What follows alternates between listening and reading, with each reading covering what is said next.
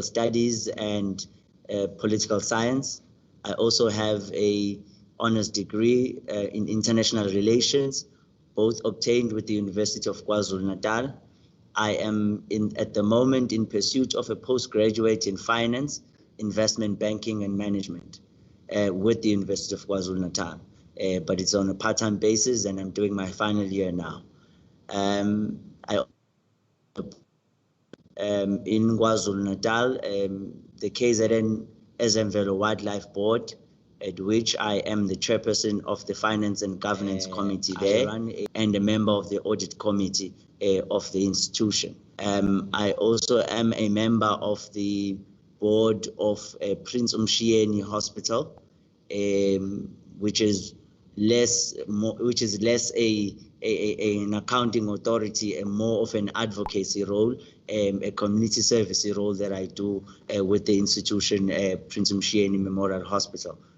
As to the last part of the question, Chair, why I think I would be a best fit if I may to be elected or selected to be part of the NYDA board, I think, Chair, more than anything, as a young entrepreneur, the NYDA as at its core business is about young entrepreneurs and the development of young people broadly within the youth development space, but in particular those that will assist deal with the #1 challenge that our country faces, which is youth unemployment. So I think I could make a contribution. Also because I am in the space already as a member of an accounting authority in KwaZulu-Natal. I do believe that the experience I've gained since 2017 up until now will put me in good stead. Lastly, Chair, I am a certified director. I have a designation as a certified director from the Institute of Directors of South Africa. I obtained it last year, which then indicates my understanding of corporate governance to the level at which the Institute then reached a level to say this one can be given the designation. I am in pursuit of a designation, the second level of a designation, which would be Chartered Director, but I've not completed it at the moment. So that is, in a nutshell, who Mr. Thulisandlela is.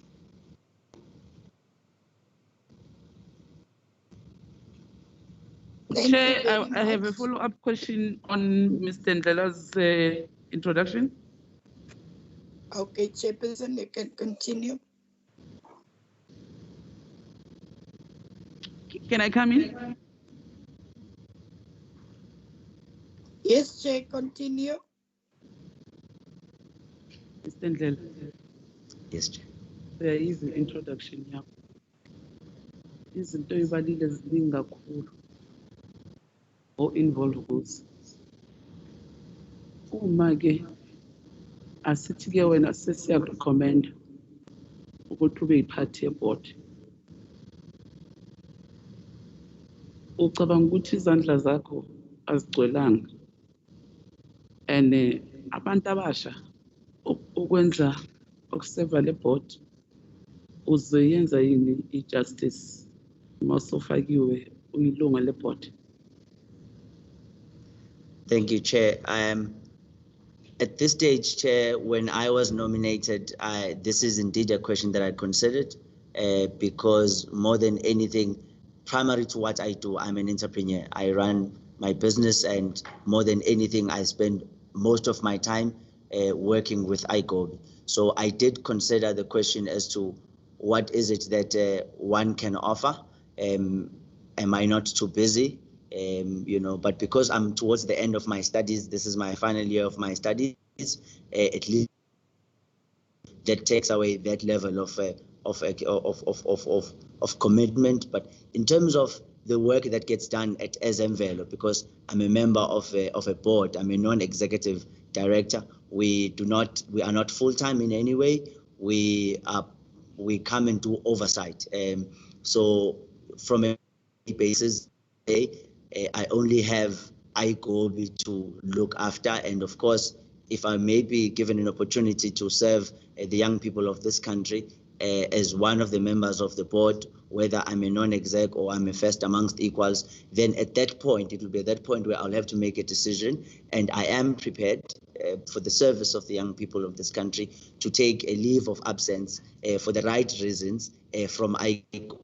And this is a discussion we've had already with the board of directors, and they are happy to let me go if I were to be chosen and selected as a first amongst equals, which will require my full-time engagement. But if I'm a non-exec, I will still continue to work with NCOP, and then because the demands of a non-exec are not as much as the ones of a first amongst equals.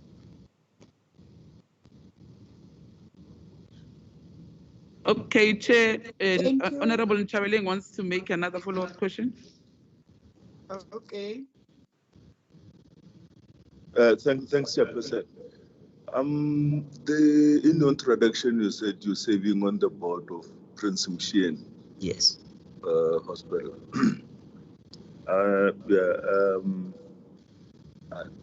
want to check from amongst other things, the board becomes the face in a way, and or the mirror of the well-being of the organization you representing. It's seen in the board members, their capacity, and of course their credibility generally.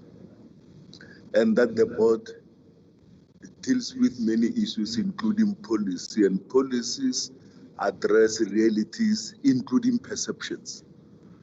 If we agree on that one, then I'm going to ask you a question related to that. The perception in some sectors, I will say in the township, in KZN, from people that I talk to, I don't know whether they are a minority or a majority, but most of them believe that the perception is that if you go to Prince Mshien Hospital, you're not going to come out alive. And they refer to it as Mshien Asafe.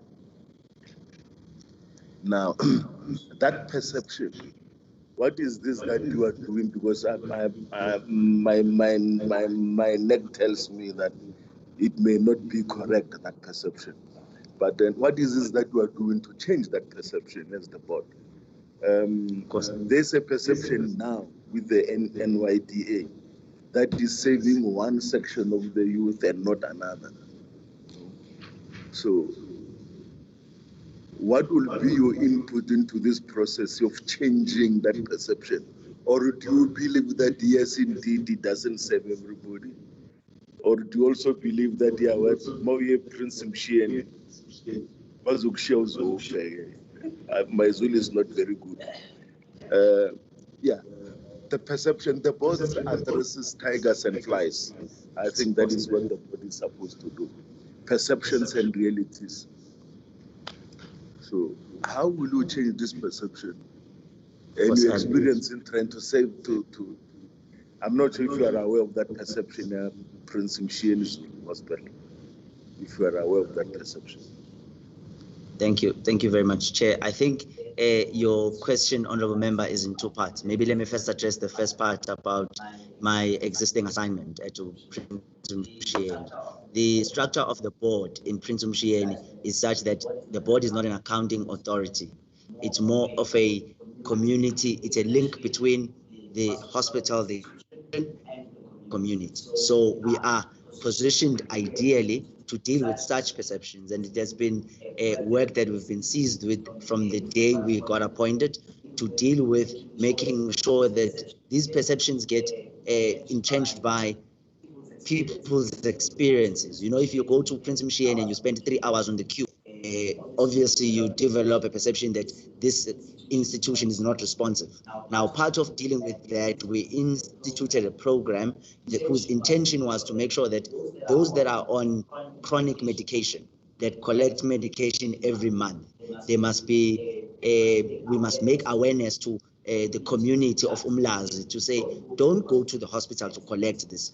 Go to your local GP and write your details that I'm collecting this kind of equipment, this kind of tablets per month, and then the institution will deliver them to your local GP or to your local clinic. You don't have to wait and crowd the hospital. That way you are able to let the food on the passenger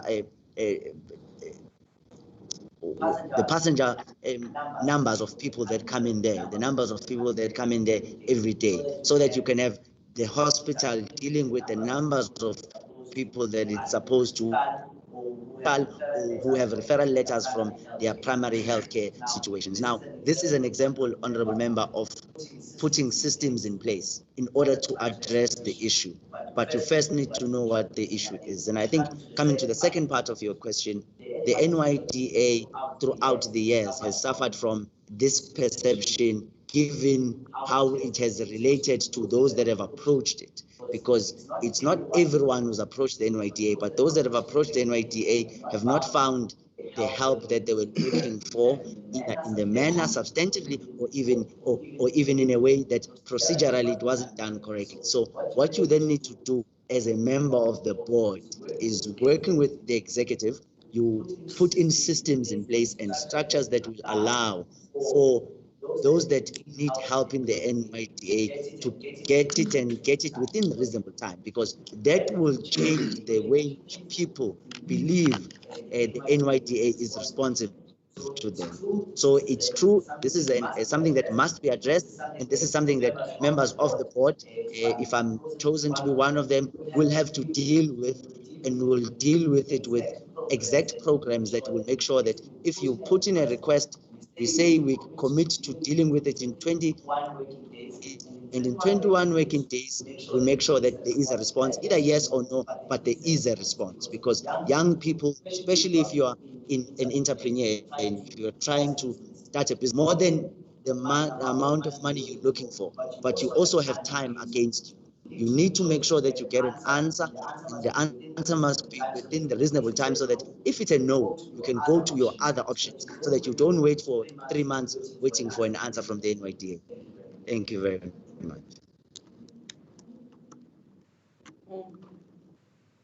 Thank you, Chair. Babundlela, I hear you. But this perception that we are talking about, and the systems that you are saying should be put in place to address this negative narrative about the NYDA. But then you are talking about the turnaround time for responses for those people who are applying for some benefits from the NYDA. But what about the people who are in deep rural areas, who thinks that NYDA is not for them because it's not visible?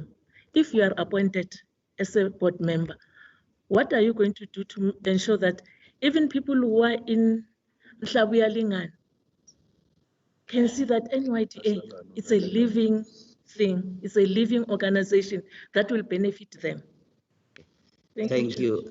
I think the question asked by the first honorable member is slightly different from this one, but this one then deals with those need to find the NYDA accessible to them, because the problem is, they said the perception is not necessarily from people who've not interacted with the NYDA. The majority of the people that found a perception around the NYDA, whether the NYDA is good or not, are people who would have had some interaction with the NYDA, and hence what they say is credible, because this is someone who's going to say, trust, take it from me, I know what I'm talking about. I went to the NYDA and I spent so much time and they never helped. You see, that review carries more weight than someone says, the NYDA does not help, and you say how, and they don't tell you. Now, coming to your question, how we need to address the reach of the NYDA is through partnerships with state organs already that are existing, such as municipalities. And the municipalities, good thing about municipalities is that does not fall under municipalities. Even those that who believe they are in the country of their own, they are still under a municipality.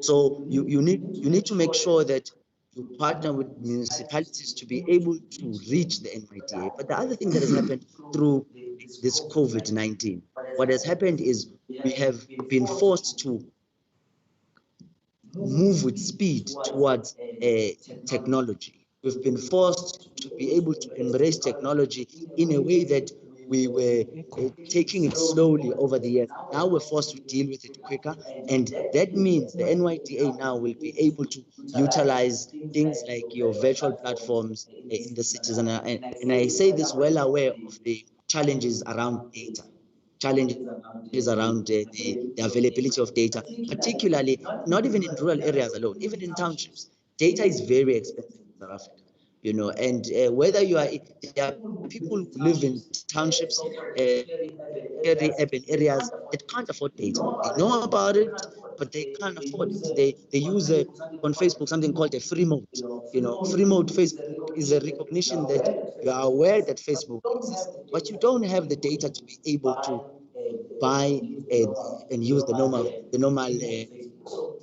so these kind of things need the NYDA as an institution to engage with the relevant parties such as ICASA and the network providers to reach an agreement. And I think this is contained in the draft youth policy as right now 2028, which speaks about the need for the NYDA to deal with data costs and be able to propose to the networks to say there are certain websites that must be 0 rated, and these websites must be educational so that young people, even if you don't have data, you can be able to access them. Now, that is a different conversation from someone in Mhlapuyalingana who has not seen a cell phone. And that conversation then forces the NYDA to utilize community radio stations as platforms, because even in areas where a big radio station might not be reachable, but the community radio stations, the case of KwaZulu-Natal and the many other small, your True FM in the case of the Western Cape, you need to be able to utilize those kinds of platforms in order for you to be able to access young in their different sphere. Honorable Gweba, you need an example. No, it's not a follow-up, Chair. It's not a follow-up. No, you should have because I must also make you check.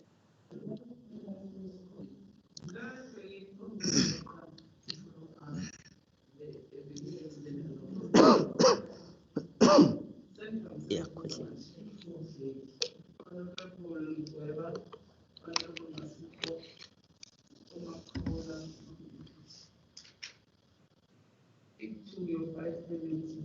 No, thank you, Chair. And thank you, Mr. Ndlela. Mr. Ndlela, what will be the SWOT analysis of the NYDA in your honest view? Your SWOT analysis, the strength, the weaknesses, the threats, and the opportunities of the NYDA in your honest view. Thank you. Thank you, Chair. Thank you, Honourable Member. I think for me, the strengths of the NYDA is its legislative framework, the amount of leeway that the Act allows the NYDA in its current shape or form.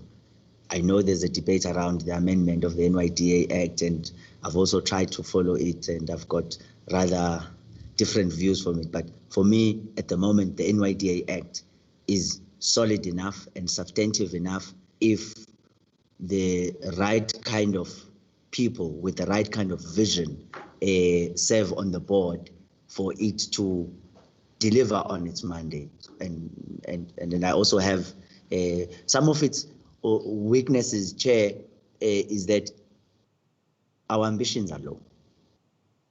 The ambitions of the NYDA, and if you interact with the 2018-2019 annual report, our ambitions are very low. We seem to confine ourselves as within the available budget, you know, 2018 was about 514 million rands, around that ball figure. And it seems as if the projects that were planned and that were undertaken were confined there.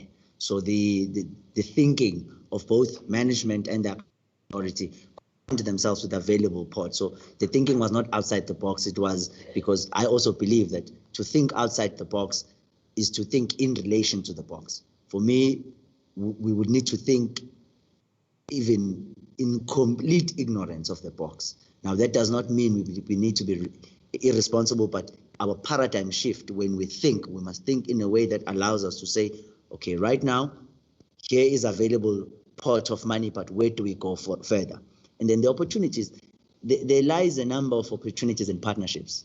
Chair, the partnerships that the NYDA is allowed by law to strike with organized labor, with the civil society organizations, with organized business, with government departments, are an opportunity that the NYDA can be able to deal with. And then the threat, and finally for me, the threat of the NYDA to its mandate will be its inability to communicate a message to the youth, because more than anything, the NYDA must inspire young people to be able to champion their own development, because the available resources and the available time will not allow the NYDA to spoon feed anyone, and it can't and it shouldn't.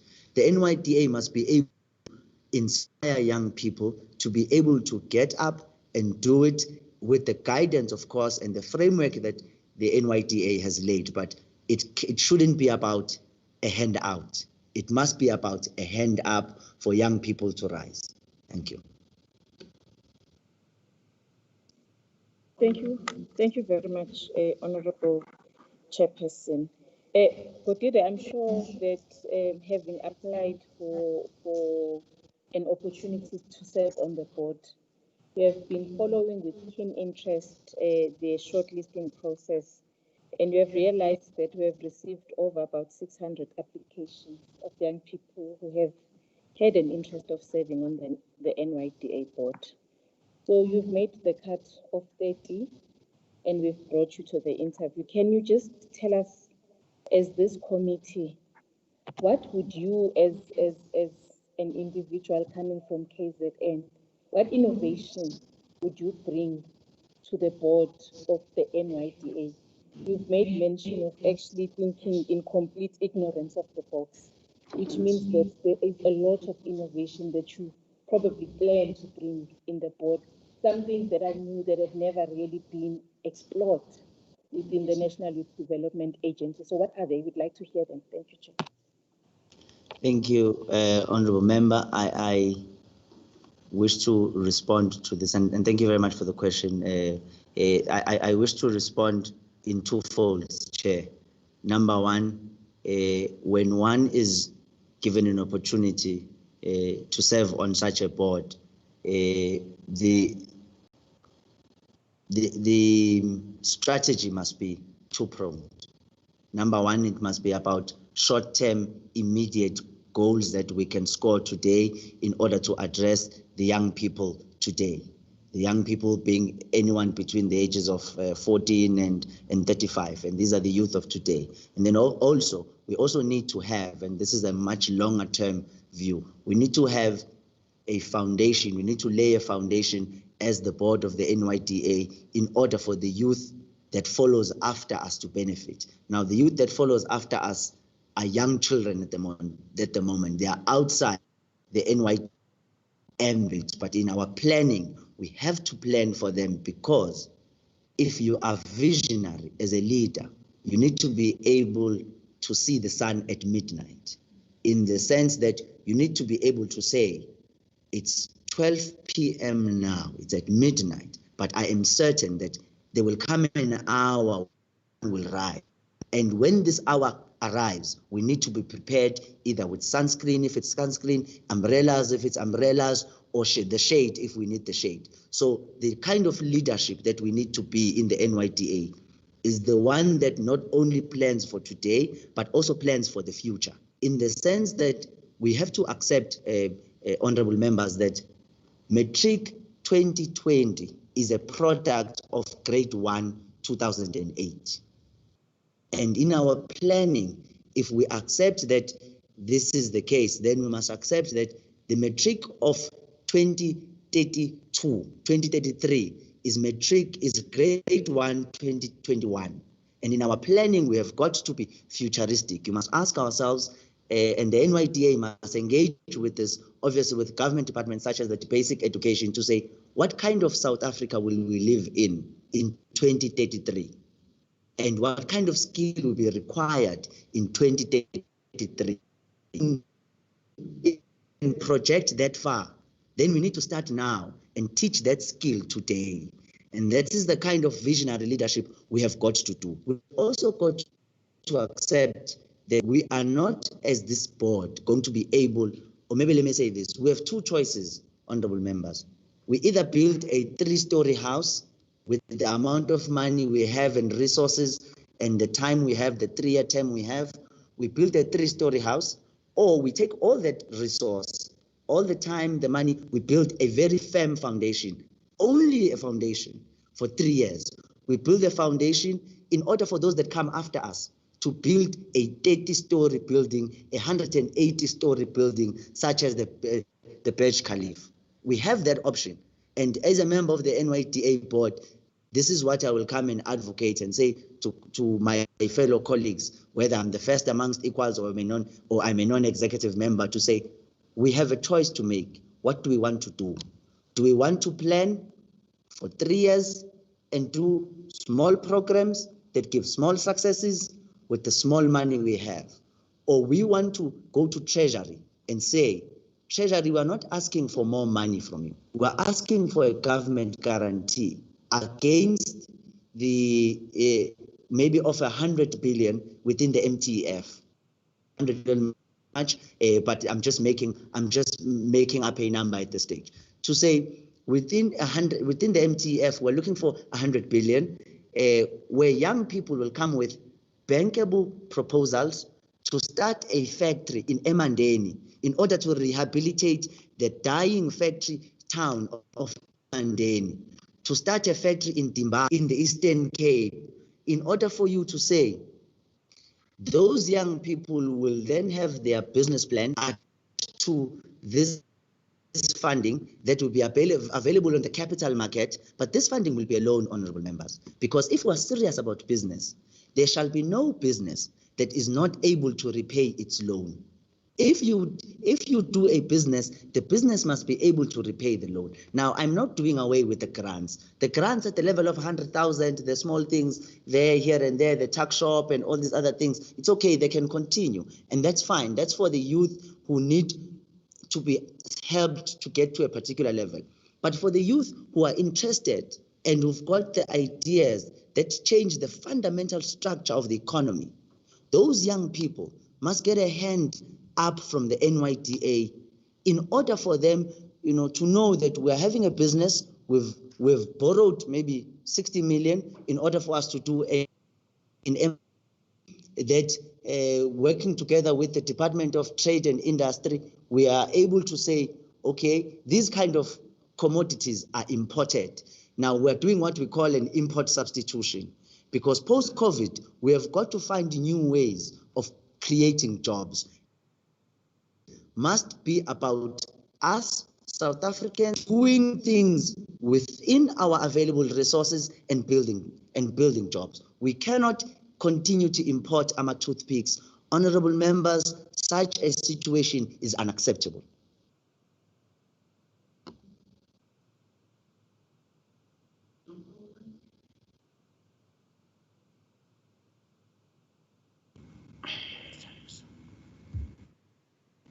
Ngibonge Sihlalo.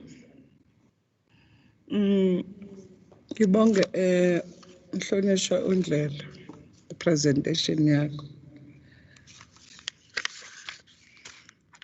Lana Ndlela noma say honorable esengijimele phambili ngomshiyeni.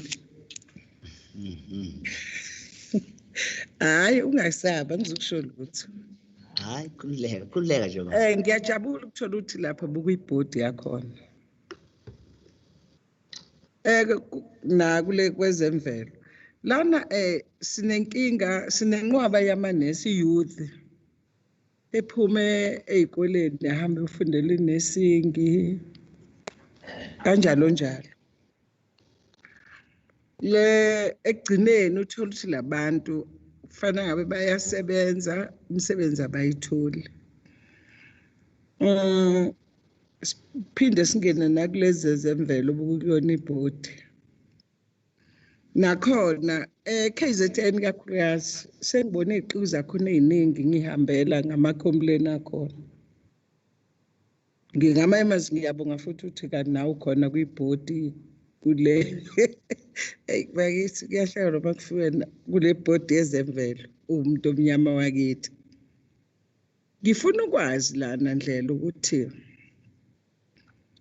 ekunoma abantu bakithi abamnyama especially youth legcina ithi ifundile igcina singena sibe ama-security iyuthothi lapha eqiweni.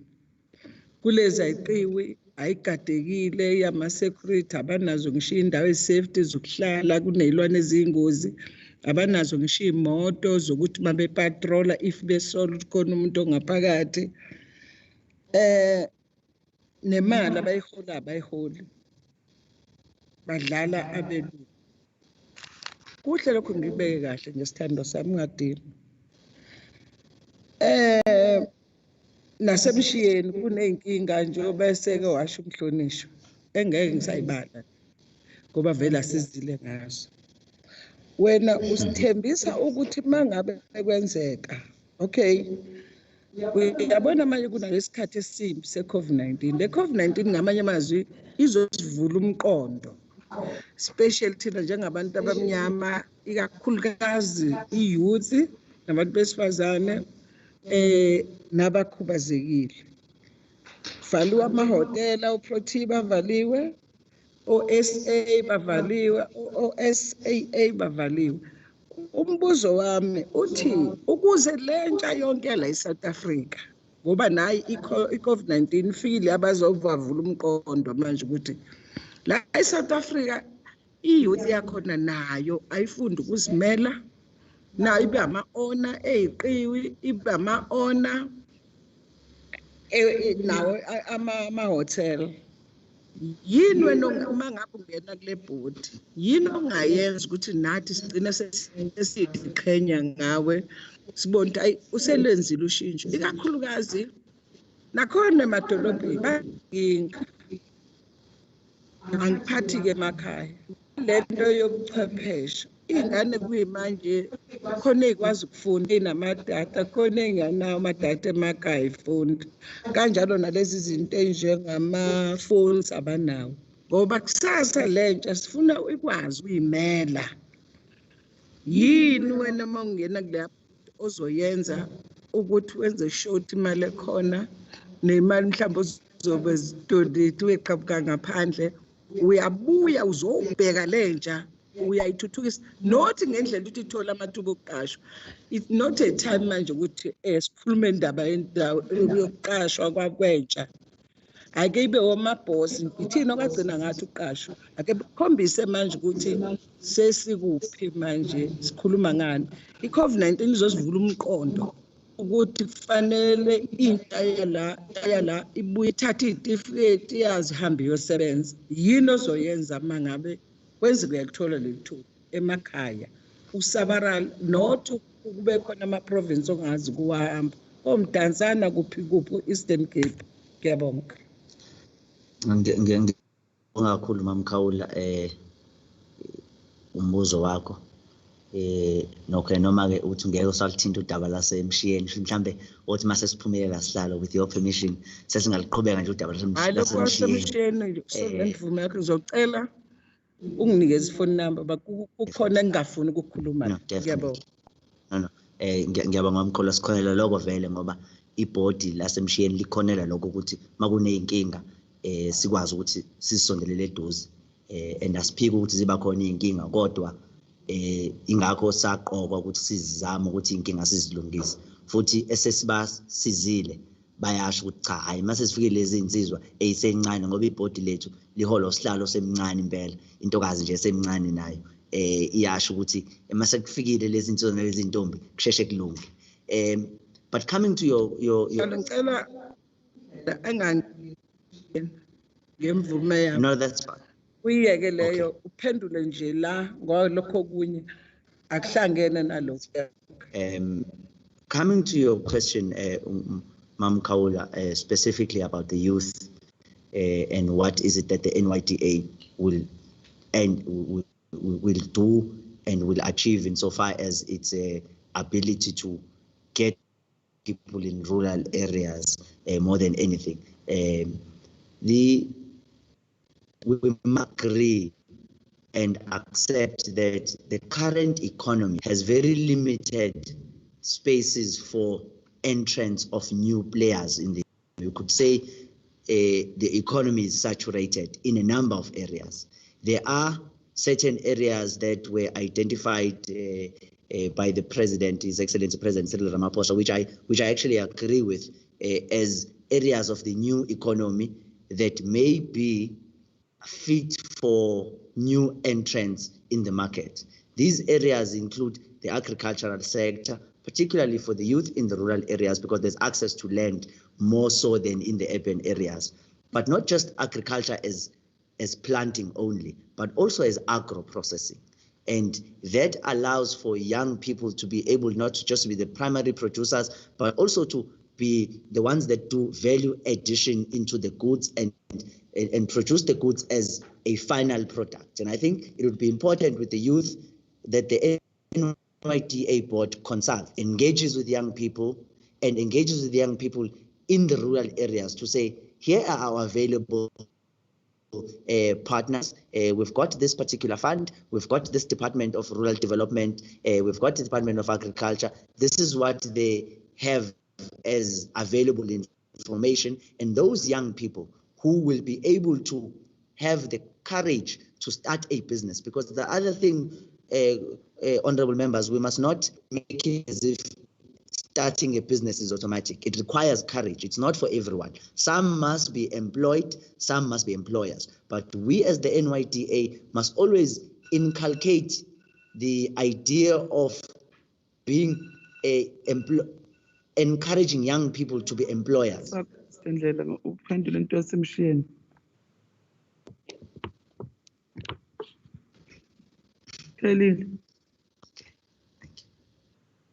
The next member.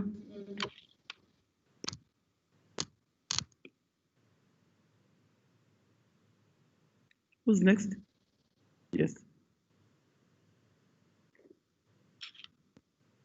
Thank you, Chairperson, for the opportunity, and thank you, Mr. Ndlela, for your answers. I think in South Africa, there have been a number of measures that have been put in place to address the lack of skills amongst young people. Particularly, we've seen a growing group of young people who have graduated from universities but are now sitting at home with qualifications and no opportunity or hope to find a job. Government has looked at implementing the employment tax incentive, which has not been as successful as one would have thought. Government has looked at the YES program, which they've implemented, and in my view has seen limited success thus far. So my question to you is, as someone who wants to be appointed in the board, what will you do to address the lack of skills development and the lack of successful policy implementation that we've seen in addressing skills among young people? What will you do to speak to these young people who are sitting at home with graduate degrees and no job opportunities? Thank you. Thank you very much, Honourable Member. The question is a rather important one for a lot of young people who grew up and were told that if you study and you go to school, you go to university, you will get a job and your life. When that doesn't happen, happen calls into question everything that is the base with which you were taught. The other reality, honorable member, is that it's not going to get any better, because whilst government in the employment accord had committed into increasing the number of jobs, but honorable members are well aware that government, given what we are facing, has to reduce its wage bill, its public sector wage bill.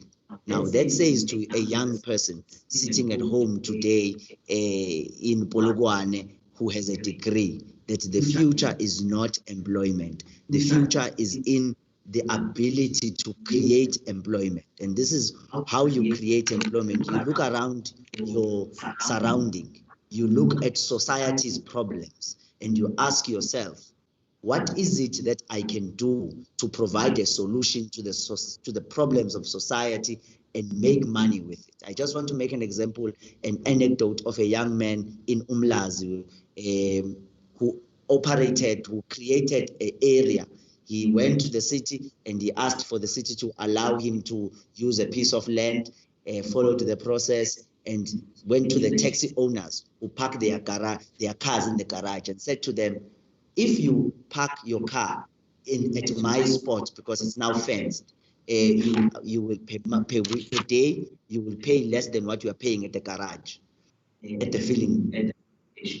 The taxi owners came, and then out of that opportunity, you now had a group of taxi drivers in the morning who needed food. So went and engaged Abo Mama Bataisa Magwinya to say, please come and sell Amagwinya la in the morning for the taxi drivers to take to have Amagwinya before they go. During the day, the cars are washed in this area, or at night, the cars are washed in this area.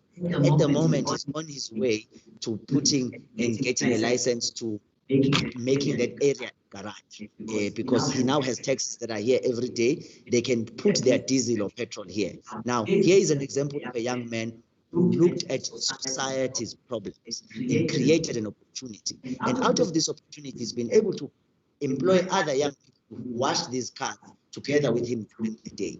Now, here is an example of how innovatively we need to encourage our young people, and the NYDA plays a central role there in saying to young people, the time has come for you to, as the youth of today, to give us the kind of visionary leadership that we see and read about from the youth that came before us.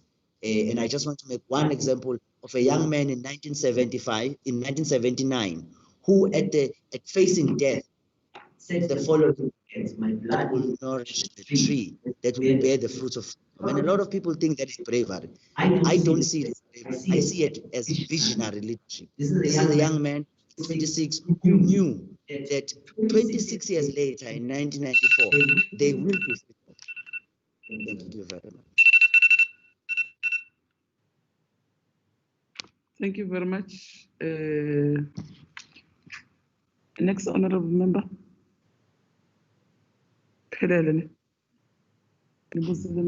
Yeah. Yeah, 1, 2, 3, 4, 5.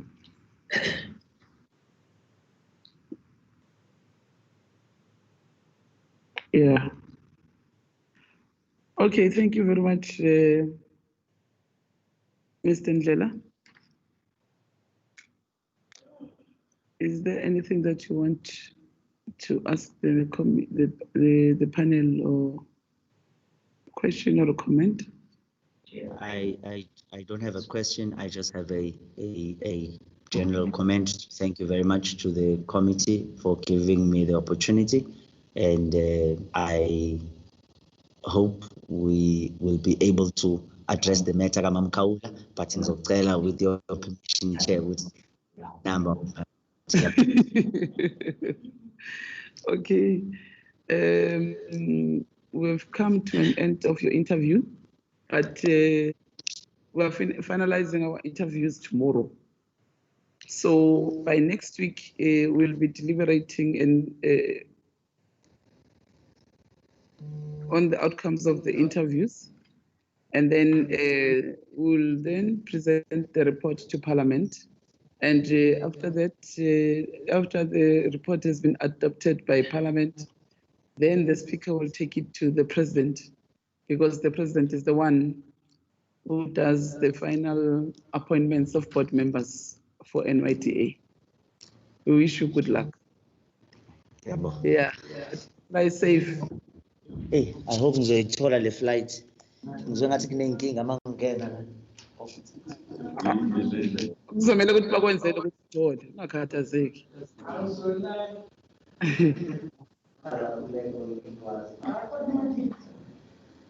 Let's prepare for the next candidate, which is our last candidate.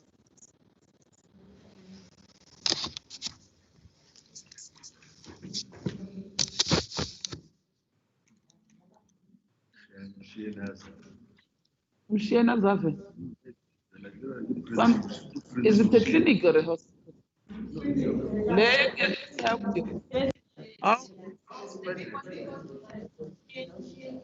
Yeah, Emlas.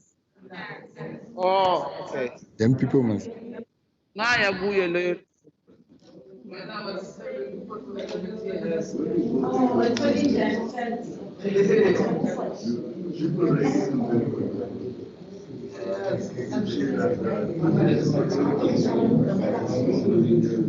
the last candidate. Okay. We are in 2 minutes. Yeah, not in 2 minutes.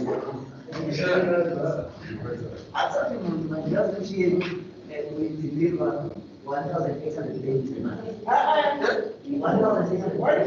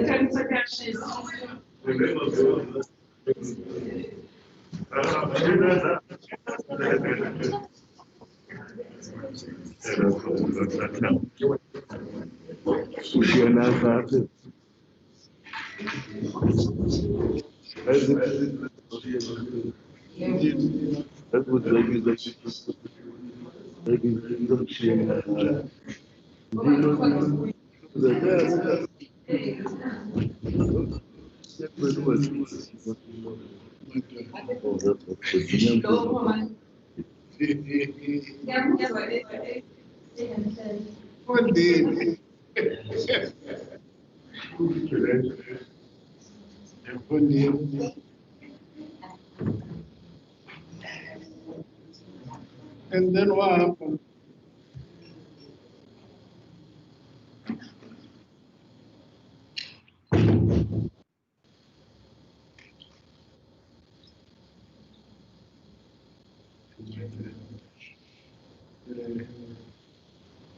uhambe nabanye.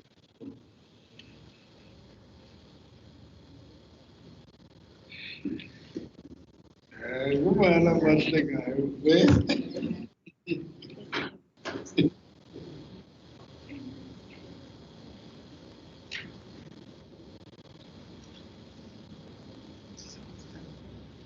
So uhambe naye.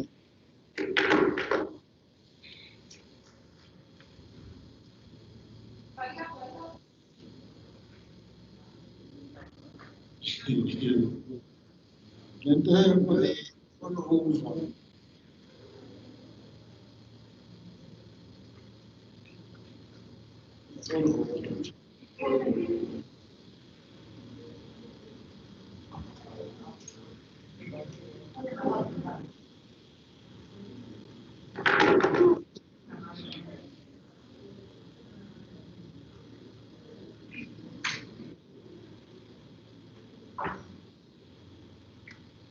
Nani?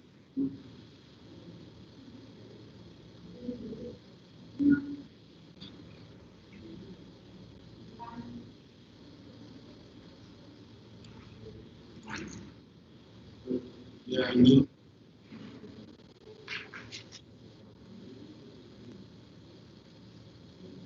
Yeah.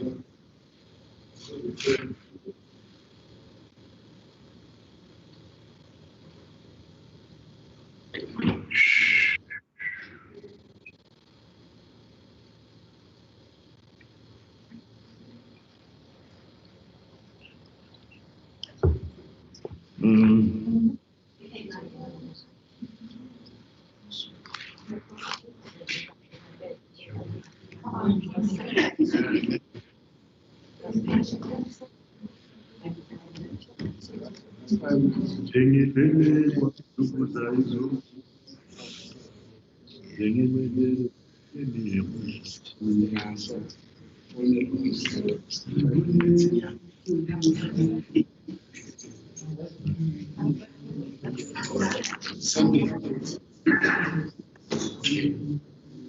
All right. Sure. Sure.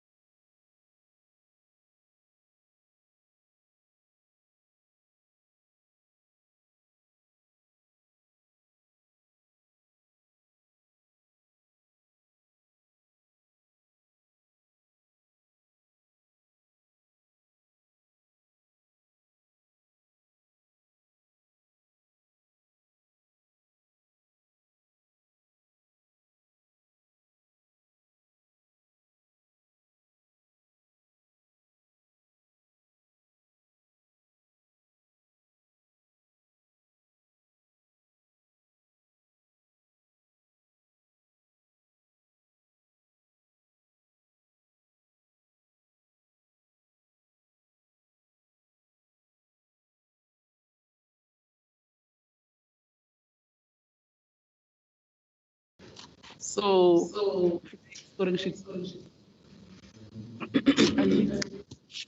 Hayi mina ngingasazi.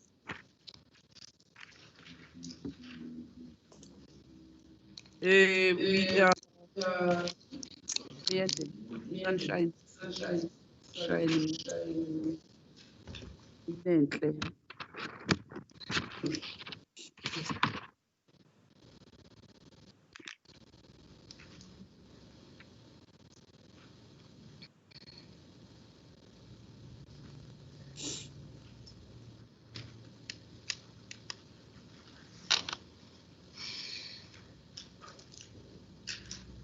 Beka boyende ne.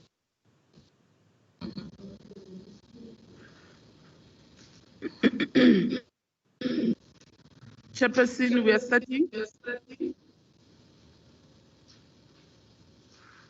My name is Nonhlanhla Ngubendaba. I'm the chairperson of the Portfolio Committee on Women, Youth and Persons with Disabilities.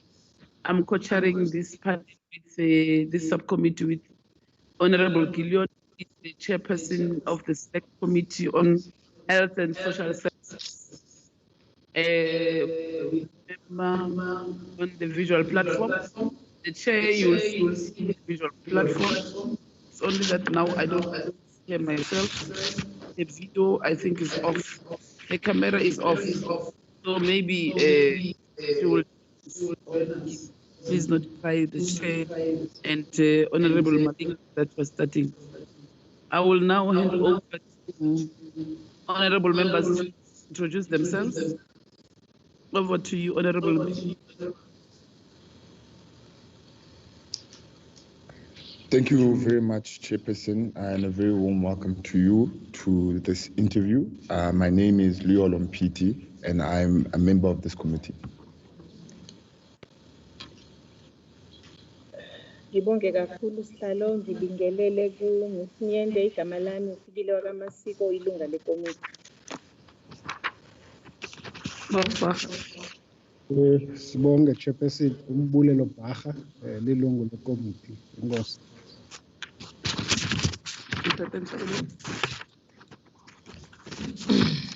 Good afternoon, Memiende.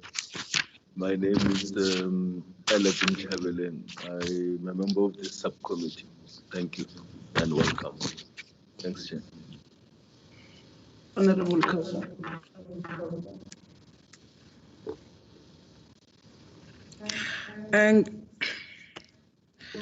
Ngibonge Sihlalo.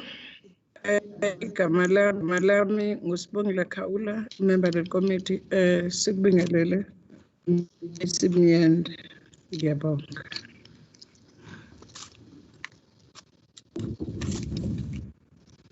Thank you, Chair. And good afternoon, Ms. Yende. Tell us some Gweba, member of committee. Thank you, Chair, and good afternoon, Ms. Miende. My name is Witumelo Maluleke, member of this committee. Thank you, Chair. Thank you very much, honorable members. Over to you, Honorable Malika. Thank you, Chairperson. Good afternoon, Ms. Miende. My name is Audrey Malika. Ngilunga lale subcommittee. Thank you.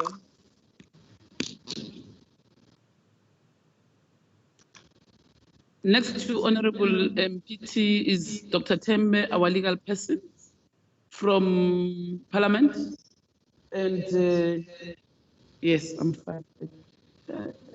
My mic is on. Ms. Jiba. Ms. Jiba is the manager of committees in Parliament. Ms. Noliswa Nobatana is our committee secretary for the Portfolio Committee on Health, Women, Youth and Persons with Disabilities. Ms. Zuki France is the coordinator for the Select Committee on Health and Social Services in the NCOP.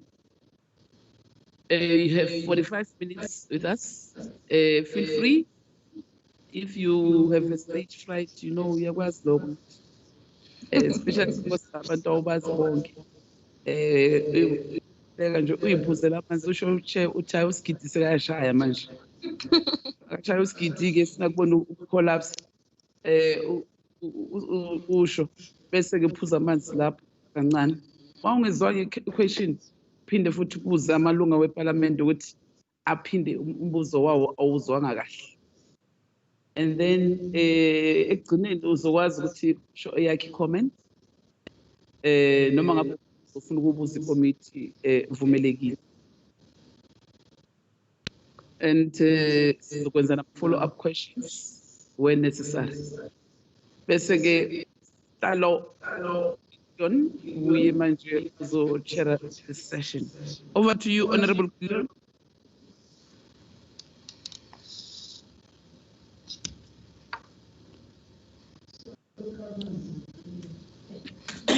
Good afternoon, Ms. Mandy. I will ask you a question, but also first let me welcome you and ask you to relax. I want you to give us an introduction of who you are, and also why did you think that you will be a suitable candidate to be on the NYDA board in the country? Okay. There's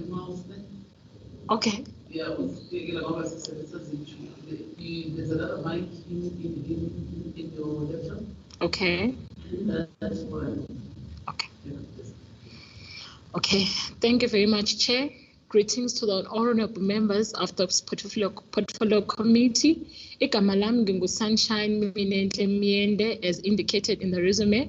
Ngiphuma eMzinto endaweni okuthiwa isemalangeni eLower South Coast in KwaZulu-Natal. But I recently decided to make a life commitment and become a wife. So I also have a home in the Eastern Cape, Estek endaweni okuthiwa kuseMbili. Yeah, kusemzini wami eMbili, la engumakoti khona.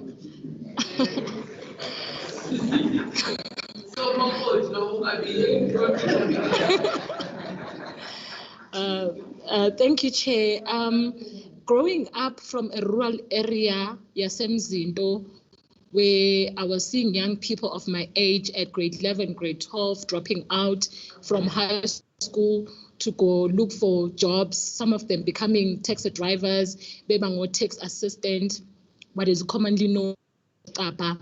It created in me a passion to understand why is that circle of behavior in my area? Why is it that grade 12, the only thing that I'm subjected to is to go and work in at hotels, become a security guard or work as a domestic worker in the nearby suburbs. I became inquisitive on that, to say, what is it that I can do to change that? Because I never wanted to be part of that circle of behavior, which this is what every young person in Mzindo, Emalangeni falls into. I decided to go and pursue my postgraduate, my studies at institutions of higher learning, where I went to the University of KwaZulu-Natal, to where I did my undergraduate degree in psychology and industrial psychology, where I subsequently did my honors degree in criminology and forensic studies, where I later on did my master's degree in criminology and forensic studies. I'm currently in the early stages of doing my PhD in law, focusing on restorative justice as an alternative justice system to deal with violent behavior amongst young people, and what solutions can I bring through my research that will help the country and different sectors to deal with the current violent behavior that is prevalent in schools. At that stage in my life, when I went to the university, I understood. So when I left Emalangeni, thinking that the only way that is going to take me out of the space is to go get education.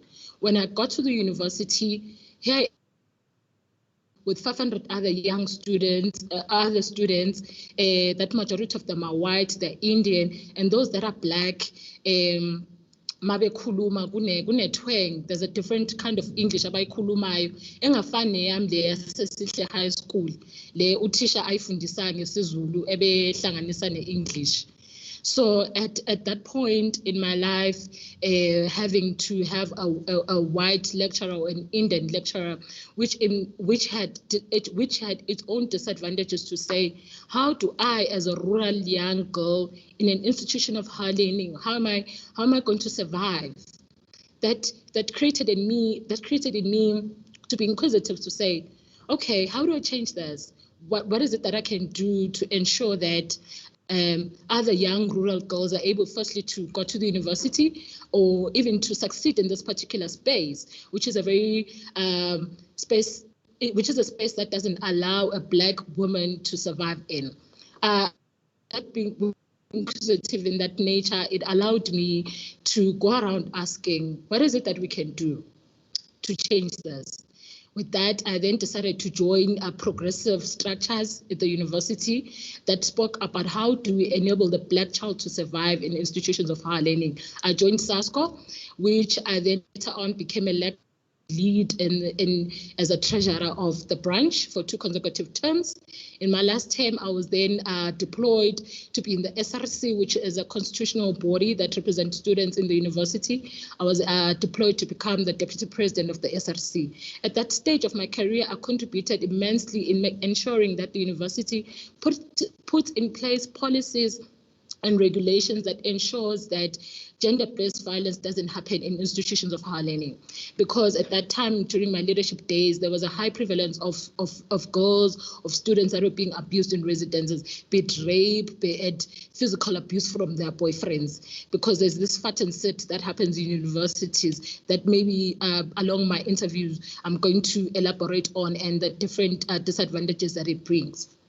I then contributed to that to say, what policy can we put in place as a university?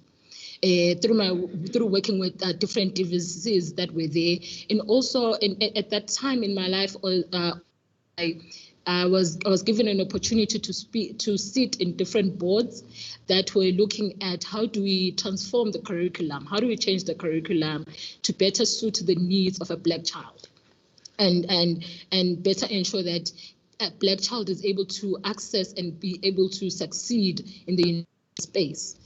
Subsequently, I then, after finishing my honors degree and finishing my term of office, I began my career as an intern at Hala Development Finance Group.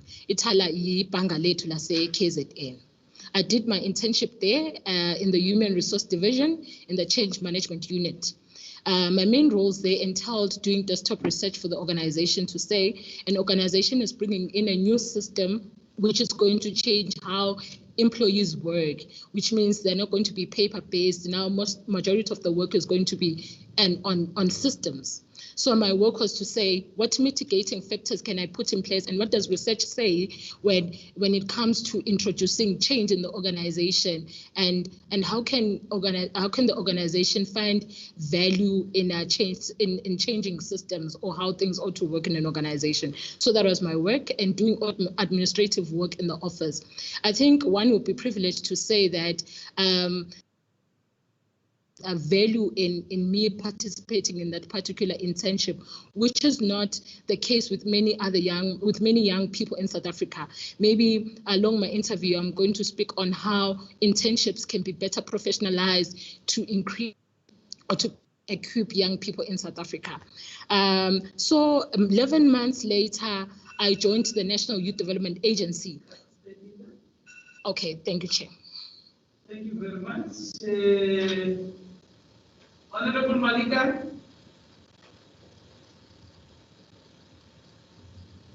Thank you, Chairperson. And then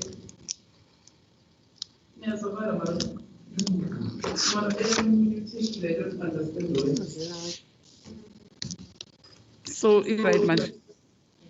But why you? Okay, Honorable Chair, I will take hands for you. The first one will be Honorable Mam Kawula, strictly 5 minutes. Honorable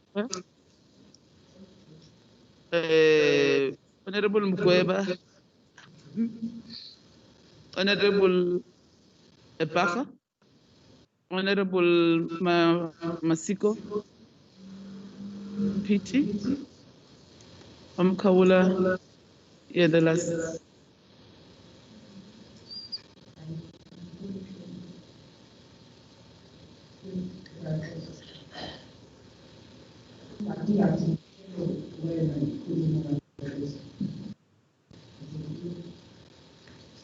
Sure, Jalo.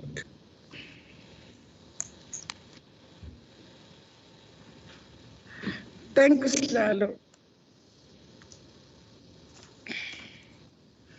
Ngibonge Msimende.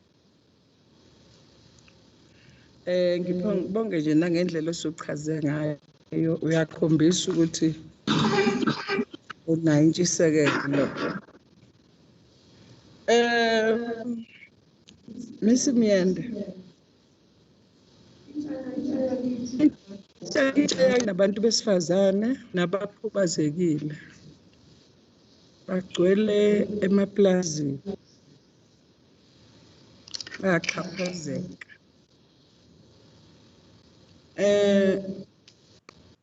Ngikhunjuzwa yinto enye manje ngiyabonga nje ngoba nawe usuke emzinto. Khona indawo la ngipha kuthiwa ise-roundabout. La sibone khona imanga ngeze ngathinta u-chairperson we-portfolio committee ngimtshela ukuthi asikakasebenzi fanele sisebenze as member of parliament. La sibone khona abantu bakithi ukuthi bayahlupheka abakhubazekile bakhona laphayana begugula bakwazi ngisho ukuyibhedlela iy'ngane ey'ncane fanele abe ziyafunda ifundi zicoshe emgqonyeni zidla abahlala kuzona abantu besifazane indlela abahlukumezeka ngayo kulela plaza lewamlungu kanjalo nasemangethe kanjalo lokho kodwa khumbuzo ukubona Eastern Cape emdantsane nalapho kwakubona khona ugogo mongena athi usuzongirepha yini ehlala nezingane. Ngifuna ukubuza ke ukuthi nje ubala nje ukuthi ingane mayiqeda esikoleni ngabe umatric ziyahamba lezi ngane zithole sezibe abasizi bamatekisi ezinye zigcwele lapha emobeni ngiyibonile ezinye igcina seyingene kwizidakamizwa kuma university uthi uma ufikile mhlambe siyile khona ngendlela ukuthi khona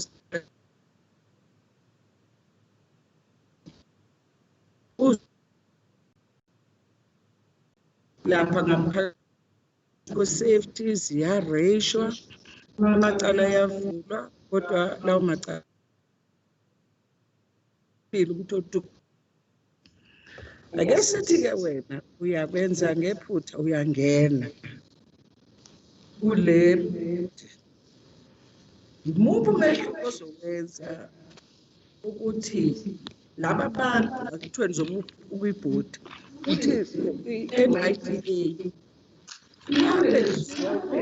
lezi ndawo ey'qashile zemaplazini isemakhaya iko-Eastern Cape Bulukwana ukwenza sure ezingane ey'xhashazwa ogogo nalabantu abakhubazekile bayakwazi ukuthi bavikeleke nalabacala othola ukuthi banawo even abantwana besikole abawavulayo kodwa total bayakwazi ukuthi khona umehluko-ke manje ukuthi sekhona le bhodi iyakwazi ukuthi labantu abangaphansi babo bethi lo sifuna iripoti hhayi into ebhalwe ephepheni into ozosho udade usendaweni ethize nokuya nje baqashisa ukuthi khona umnyango nje okwazi ukusiza abantu. Ngiyabonga. Yeah, okay. And the fundamental causes of that. Uguti, why are young people being but why the sentences dagamizwa and what are the causal factors of abuse in that area? Kunento okuthiwa ngama-Thuthuzela centers. That is a working relationship between the social development and the National Prosecuting Authority. So the first thing that I ensure that I do is to put in policies and frameworks and service level agreements between the NYDA, Social Development, and the National Prosecuting Authority to say the services young people must, or people in that area must be made, they must know of those particular services. Go to Koninda Tutuzela Center where you can go and get help at any given point in time, but also improve the functioning of those services. How am I going to improve that? To provide, to do research, customer feedback, to say, I went to this Tutuzela Center and this is the kind of services that I got. But also, I don't know if my time is up. Oh, and also, Mam Kaula, to say and also professionalize, train staff as the Sebenza Tutuzela centers, because one of the fundamental problems that as young women were facing when we go report cases of gender-based violence or rape is the treatment that we get from authorities. So there's also that part where there's a need of. Can you please sit on the video for the candidate? That's why they are writing to me which they can't see the candidate. You see it. Oh, okay. If I can. No, I don't know what to do that. I don't know what. Oh. Yeah. Okay, so there's a need of professionalizing and training staff, constant training of staff to say this is how they ought to treat people that come into their Tutuzela centers. But also, Mam Kaula, on issues of abantu abahlala in the farms. My proposal mainly, I don't think that as young people we deserve only to work in the farms. So I deserve to own amafamomoba. So how am I going to? I'm going to ensure that I put in place partnerships with sitters like AgriSita to train young people to own farms, to run farms, and also put in place different funding institutions to say, these are young people that have been trained to run farms, sugarcane farms, and the production thereafter, because sugarcane ngumoba okhipha ushukela ekugcineni. How do I create a value chain of saying umoba usuplantiwe, how do I take it ukuze kube ne finished product owushukela? Emzinto we have a place okuthiwa yisezela where we manufacture ushukela. So my role will be to ensure through partnership with AgriSita to say train these young people after they've been trained, they're able to plan for themselves and they own these particular farms. That's why there's a need for us as young people to have land so that we're able to farm in these particular areas.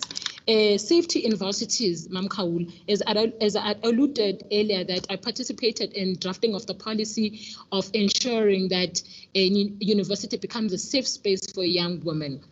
So my role in that to be to say universities, to other universities outside of UKZN, to ensure that those policies are in existence and how do such policies get implemented. We have in universities what we call RMS, the Rescue Management Services. How are they trained when I go there to report that my just raped me?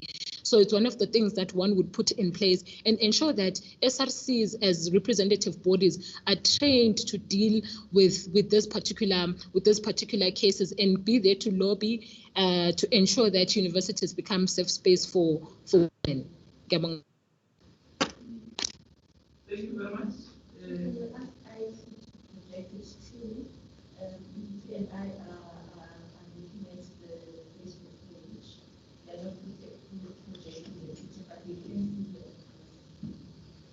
okay, so I spoke to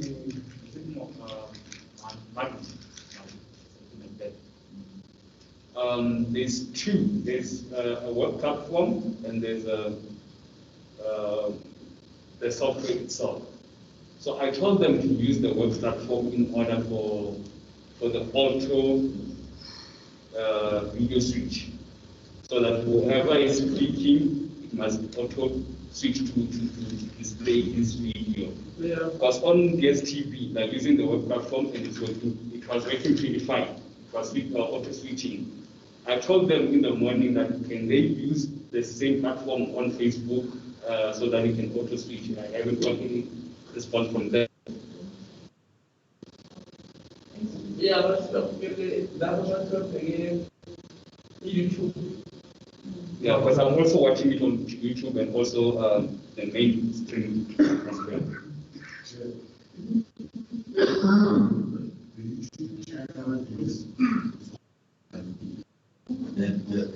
On the YouTube channel. Yeah.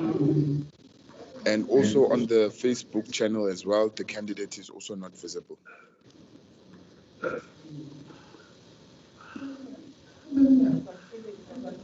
And also, Chair, it seems that the previous interview, the same situation happened where they could hear the voice of the candidate. Yeah. See the face, yeah. You hear the voice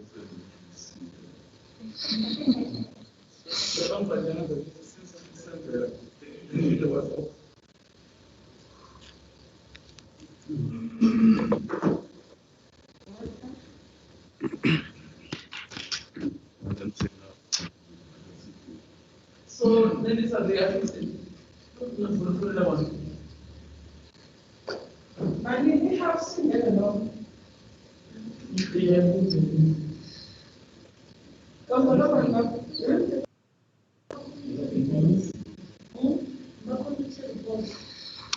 I will be back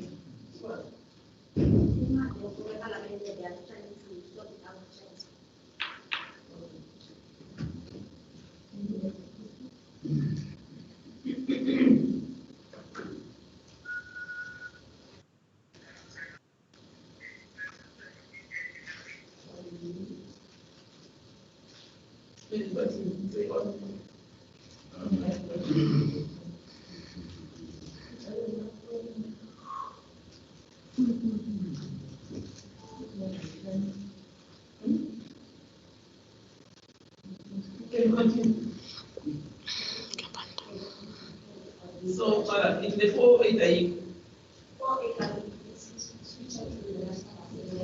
somebody never want to be connected. Yes.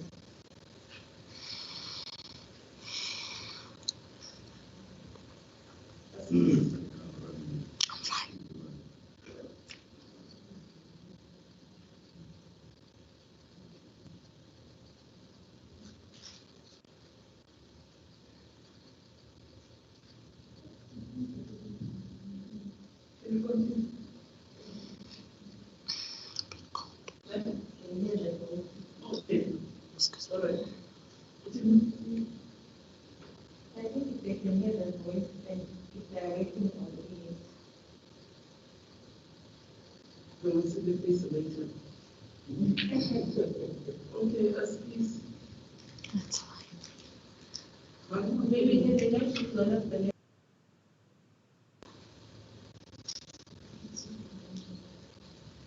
Yes. I think it's all about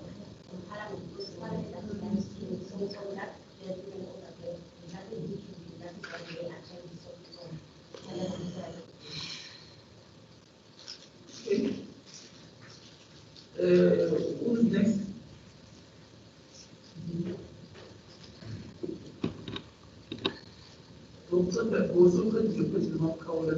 Yes. Okay, thank you, Chair. Ms. Miende.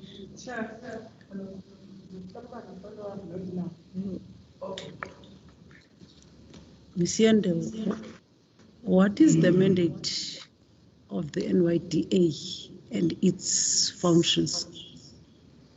Ngiyabonga, Chair.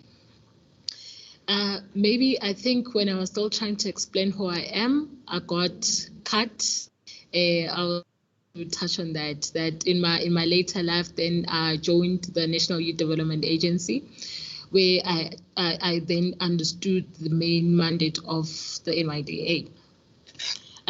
For me, the mandate of the NYDA is initiate, coordinate, lobby, and advocate for youth development throughout private sector, government sector, and other sectors, non-governmental sectors.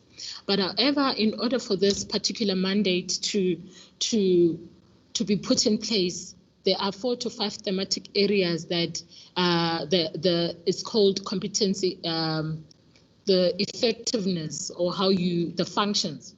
Firstly, is the economic participation of young people. Therefore, the mandate of the organization will be to initiate, coordinate, lobby, and advocate for the economic participation of young people.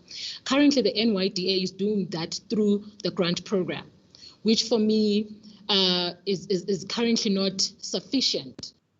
But maybe, however, maybe when you have a follow-up question, I'll dwell on that area. Secondly, the NYDA has a mandate to create to lobby and advocate and initiate programs that create social cohesion and nation building through the National Youth Service amongst young people. In that way, young people are encouraged to be patriotic and are encouraged to be patriotic and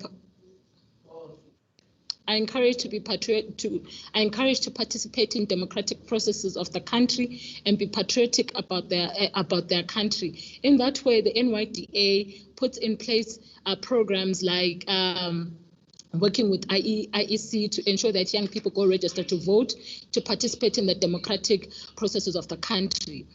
And also practice social cohesion through partnering with different sectors. Thirdly, the NYDA Act mandates the NYDA to put in place policy research and development within the sector. In that way, the NYDA is mandated to come up with the integrated youth development strategy, which is an enabler of the national youth policy.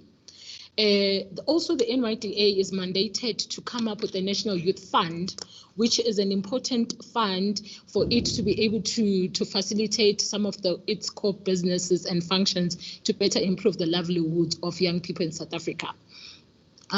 Also, the NYDA is mandated to ensure or to train and develop young people in South Africa, bearing it in mind that the existence of NYDA is not necessarily on businesses, on grant. It has an overall mandate of developing young people in South Africa. So I think from my understanding of the Act of the NYDA, that is the core business and the existence of the National Youth Development Agency. Thank you very much. Thank you very much in that order. Okay.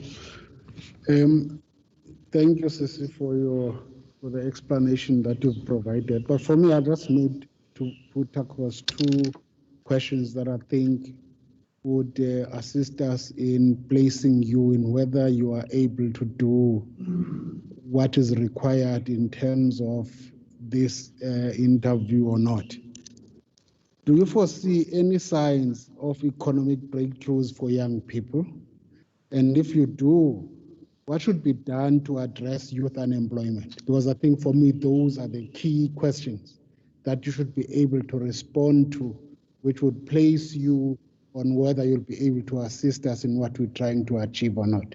Thank you, Chairperson.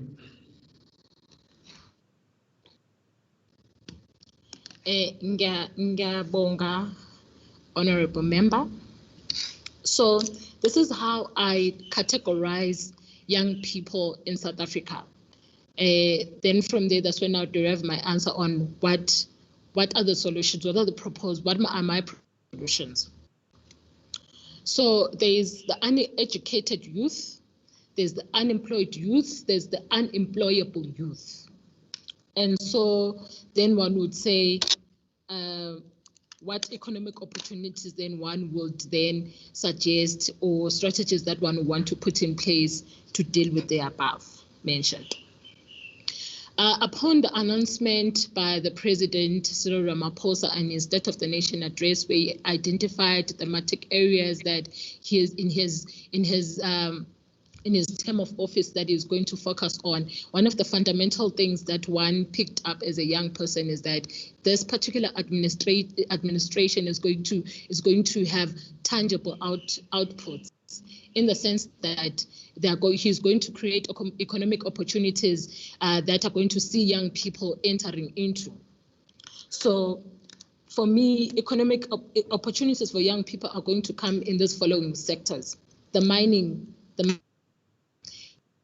how am I going to do that? As a person that has worked in the Department of Mineral Resources and Energy and have had the exposure of understanding that particular space, I would ensure that I do partnership and service level agreements with different mines, bearing it in mind that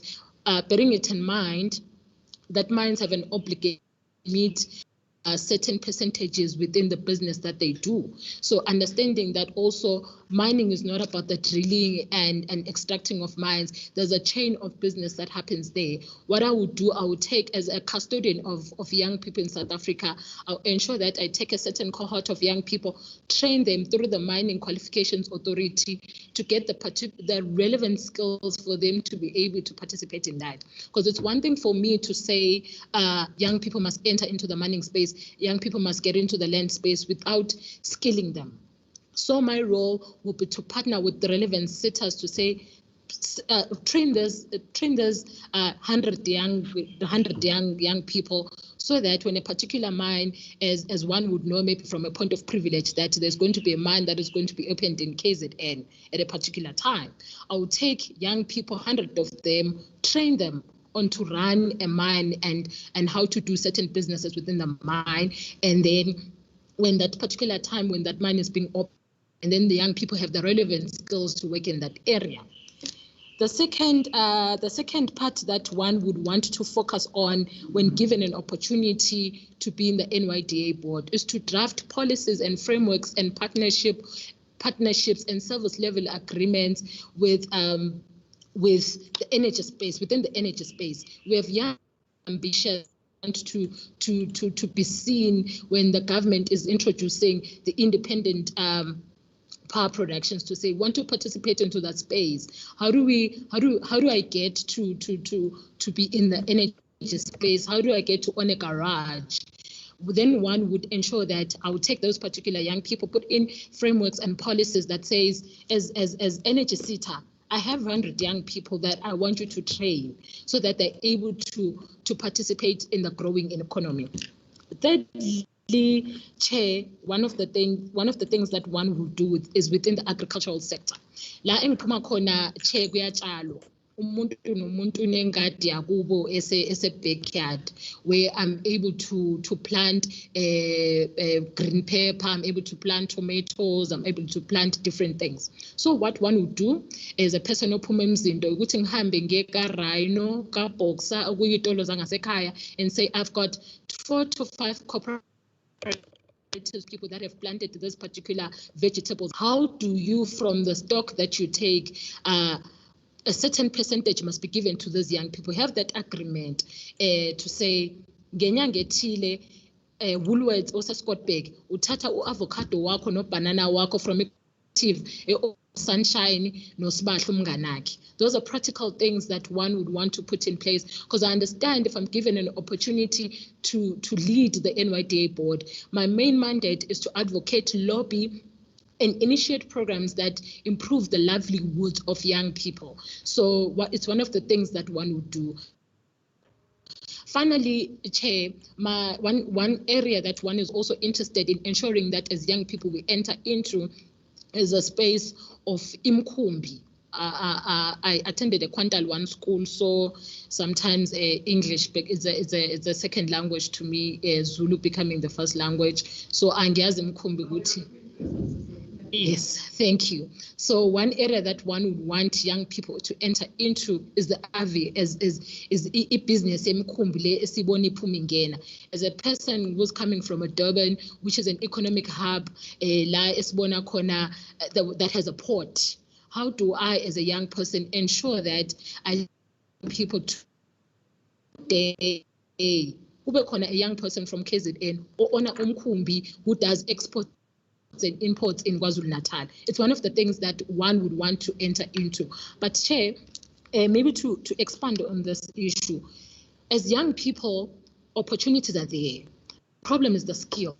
We don't have the necessary skills that speak to what is needed currently in the economy. So my fundamental role is to ensure that young people are skilled, and young people are going to be skilled through SETAs. That is my proposed solution to it, to partner with skills, because from my understanding, SETAs have a huge amount of budget that they're sitting with when on the other side, the NYDA, the custodian of young people, doesn't have enough.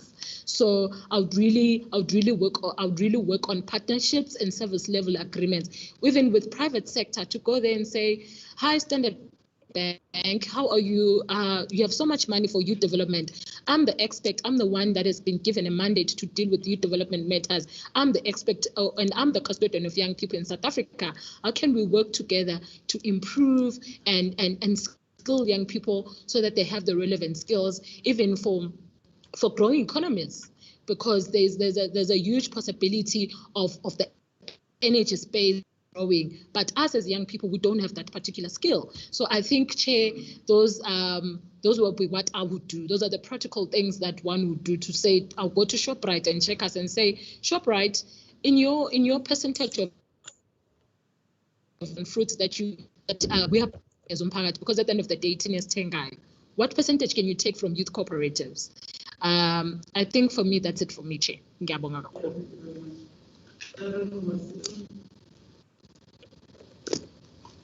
Thank you very much, Honorable Chairperson, and thank you very much, Ms. Nyende, for your responses thus far. You have made mention of the fact ukuthi usebenzile for some time kwi-NYDA, and I'm sure that having worked for the NYDA for some time, you would have picked up ukuthi there's a certain perception that young people are having, whether it's perceived or it's real. NYDA is only servicing a certain cohort of young people, whether it could be those who are politically affiliated with a certain political organization, or maybe along certain racial lines, or any other perceptions that are in existence that young people are having. Or whether maybe if you are going to the NYDA, you won't get any form of assistance. What would be your contribution, if appointed to the board, in changing those negative perceptions that young people are having about the NYDA? Thank you. Honorable Masigo, as a person also sebenzile NYDA, at some point in my responsibility as an administrator, in my responsibility as a specialist responsible for special programs in the office of the executive deputy chairperson, because that's where I worked, the late Baveli Lehlongwa, we came up with a strategy to say, when we're doing our programs, our outreach programs, we're going to have a questionnaire that says, as a young person, you fill in your details, your age, your gender, your racial, and what is it that you want to see the NYDA doing? So that gave us a bit of direct data, direct data to understand how young people are reacting towards the NYDA. So to fix the perception of the NYDA, I think young people's frustrations, they come from the fact that they're not able to access the services of NYDA. It comes across as if NYDA is for Sunshine and her friends, because they know Sunshine, they're able to access grants. So one of the things that one would bring is transparency within the organ. To whatever that the NYDA is doing, let young people know of it, be it on how grants are given, or also on the finances and the management of the organization. Because the frustration of young people, we saw it recently with the fund that was given by the president, where young people were complaining on social media that we're getting rejected from the NYDA, we're not getting this money. It was due to the fact that sometimes processes are not well defined and explained to young people, to say this is how you apply for funding. If you're going to get funding, these are the necessary documents that you need to put in place. So one would ensure that the agency is made accessible, because that's a fundamental problem that young people are facing. Increase access of the organization and the tenor and the response time. If I'm not getting the funding because there's a missing document, can there be a turnaround time to say after 2 days or 3 days, it takes long for you to look at a form and look at supporting documents, whether this person would qualify or would not qualify. If they don't qualify, what is it that they can do to ensure that the application goes through? So I think those are necessary things that one want to put in place in ensuring that NYDA is accessible to young people and everyone feels that they are part and parcel of the NYDA. Thank you very much.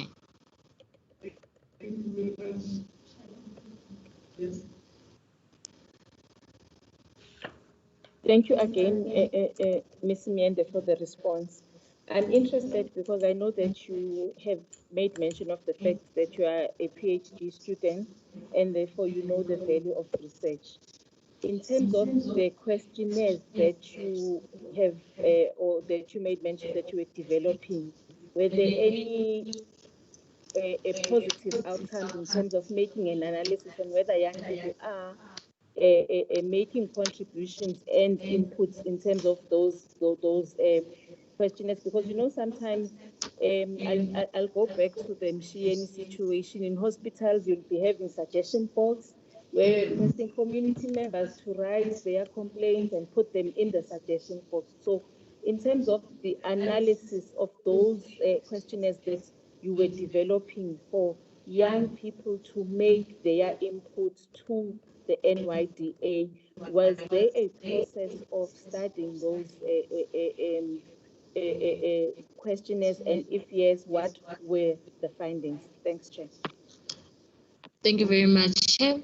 From the data that we had collected, one would firstly say that young people say that they don't with NYDA. In as much as NYDA has done work, but young people, especially in rural areas, they say abayas NYDA, NYDA. That's the first thing. So, and NYDA over years has ibengati, there's a certain race or group that it covers. It looks like it covers the Black people.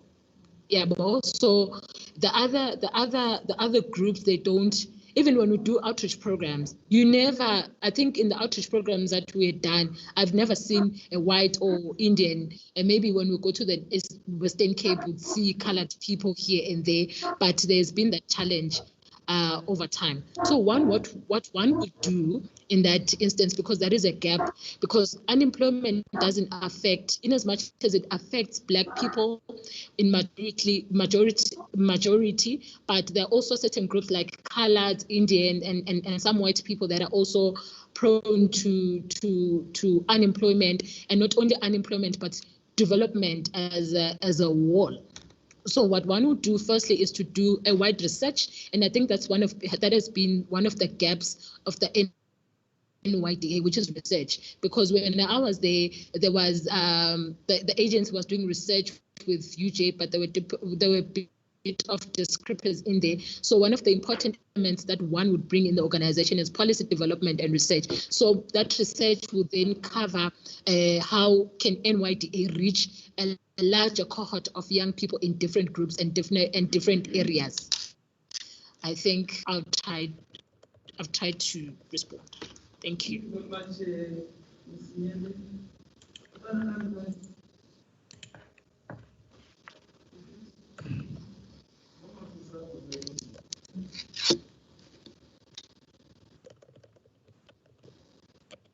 Thank you very much, Chair, and thank you so much for the insightful comments, Ms. Nyende. I think one thing that I really appreciate about what you've been saying is being able to identify that all young people are important and should be important to the NYDA. And I think the point that you raised, that many young Indian, colored, white, young South Africans are not usually involved in these programs of the NYDA. And I think that's a very great analysis, or a great view that you've pointed out. We need to ensure that all young people are involved in the NYDA, whether it is to bring mentorship or experience, or really to find that commonality amongst us as young people, because we will be the ones to inherit this country and ultimately lead it. The other important point that is linked to my question is you've raised something that other candidates haven't raised, which is maritime in terms of imports and exports, and also the importance of young people owning land, which I think is a very important observation that you've made. My question is, how will you be able to assist young people who might have no experience to get into maritime, either through who want to be involved in imports and exports? What is the advocacy that you will do in the NYDA, and what type of programs will you create to give young people an opportunity to get involved in this sector that is very foreign to many young people, and is also seen as a sector that is not for us as young people. So if you can just maybe expand, what will you do? What type of programs? How will it look like, so that young people listening here today who are interested in getting involved in shipping and all of these things can hear what your ideas are? Thank you. Bonga, honorable member, bengicabanga sokhuluma ngesixhosa since singapha esexpert sobabili, but it's fine.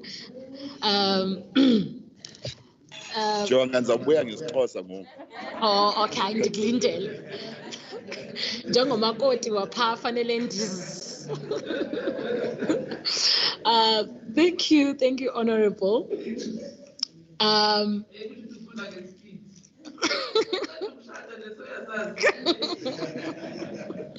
Okay, thank you, Chair. As I said earlier on, that the problem with the youth in South Africa, it's skills. The problem is skills. That's where it's at. And if we're able to tap into that space, that's when we're going to be able to better improve the livelihoods of young people in South Africa. So the maritime space, how am I going to do it? I want to be very practical as possible, so that that are listening to me are able, when I become the chairperson of the board, to come to me and hold me accountable that on this day, this is what you said. The first thing that I'll do is to ensure that young people enroll in maritime schools.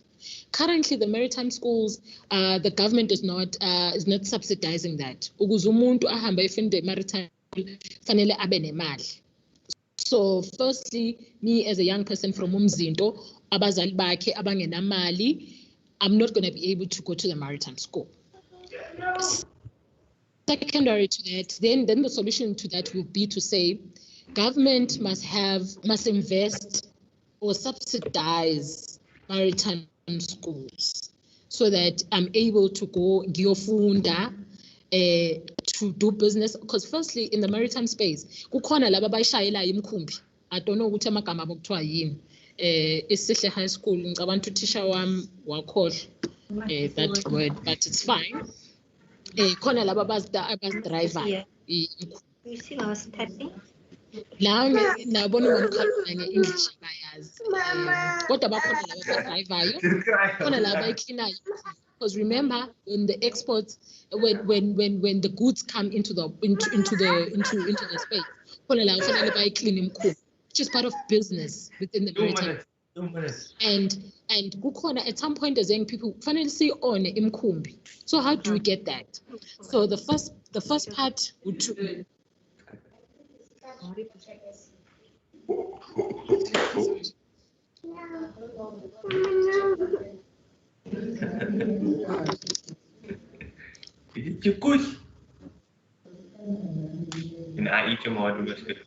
Okay, so the first part, honorable member, will be to skill the young people. Go to the government as a person that has been given a mandate to lobby and advocate for young people, to say, as government, and how do we meet each other? I have the constituency of young people, and you might have the means of funding these particular programs in the private sector, and say, how do we get young people to own I love mines, so I end up most of the times talking about mines. How do young people own Imkumbi, and how do they do business in that? So I think that would be the fundamental space where one would begin, but also do research to say what other economic opportunities are there within the maritime space, and how does one get to own it? How do I get to be the owner of Umkumbi, which is that many young people would have, but which is far-fetched for them because of the economy, because of how expensive it is kuba now Umkumbi. So I think, to conclude on that point, one would have the skills part, the skills development programs, service level agreements with different companies that are currently in the space, that are currently doing business maritime, to say, part of your what you call it, a social responsibility. How many young people can you take in and mentor so that they're able to directly also participate in that particular business? I think that would be my strategy so far. Thank you.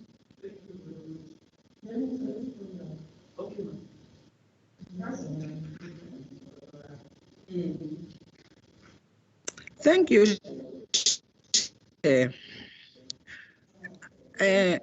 Miss Mnyende, khona lento le ekhona engeke siyibalekele ukuthi siyisho, futhi ngiyajabula ukuthi kanti nawe bukade ukhona kulela office noma wena ubungekho kwi-board, lokuthi NYDA ibhekelela abantu be-organization ethize noma abantu abangani babo, noma uthole bona beyicebisile.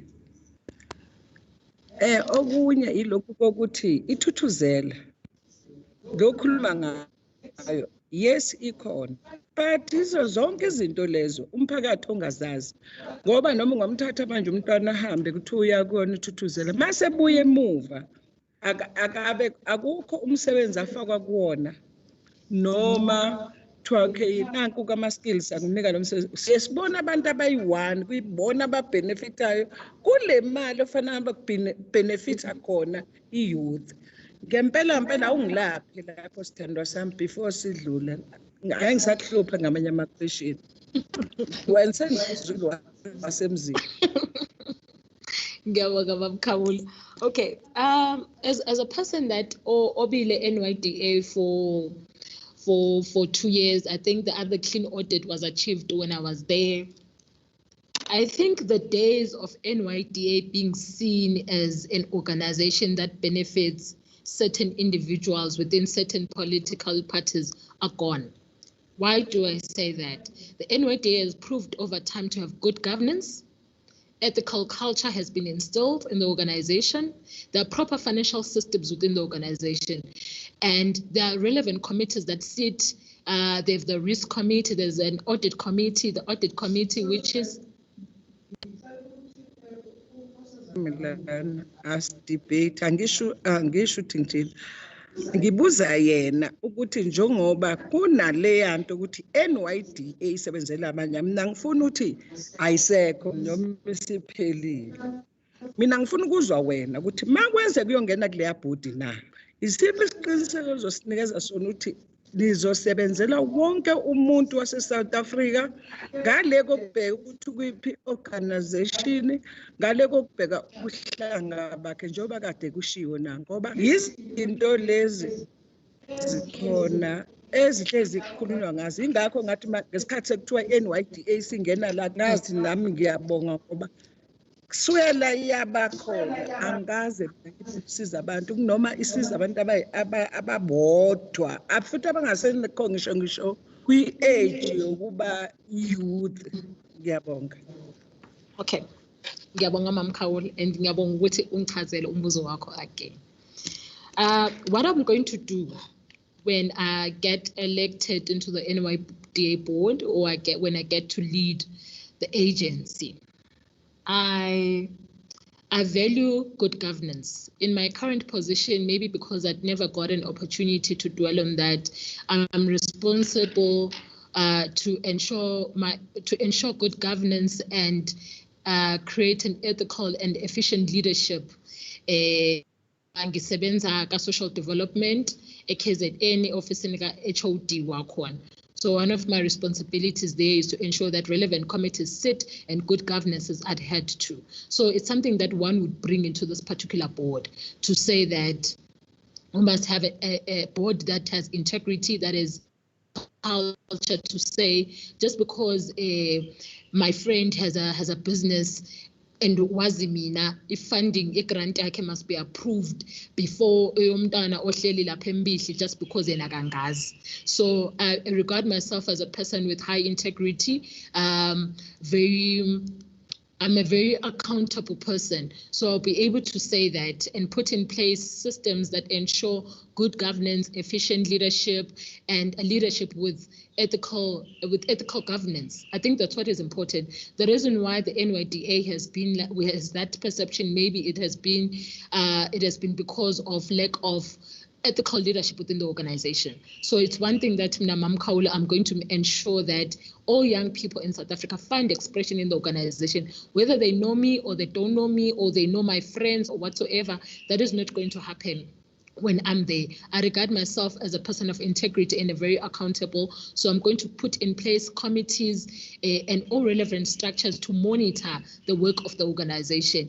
And also the organization reports to Parliament, which for me is an important aspect that looks at governance and accountability and transparency of the organization. So I would ensure that as the board, we report frequently on our work and provide qualitative work to say, nisnikezile imali ethile to run the organization. This is the qualitative work that we would have done. Because currently the NYDA is more quantifiable in terms of numbers. We've reached our targets, the numbers are looking good, but qualitatively so, the work has not been much evident. So I think for me, Mama Khawule, that's what I would do.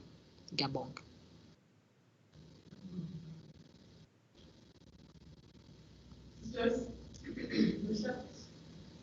Okay. The last. Thank you very much, Ms. Nyende.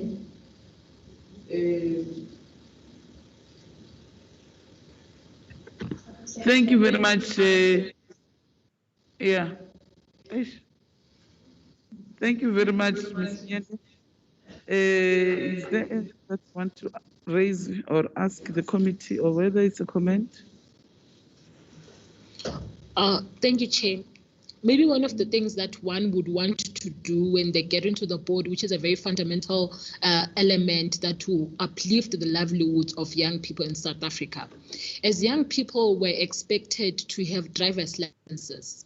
For me, a job as a messenger in the office, in order for one to have a driver's license in South Africa, needs one to have, firstly, imali ukuharisha truck, which is about 800 rand, imali yokwenza ama-lessons and so forth, which in maximum terms, one would require maybe about 5,000 rand in order for one to have a driver's license.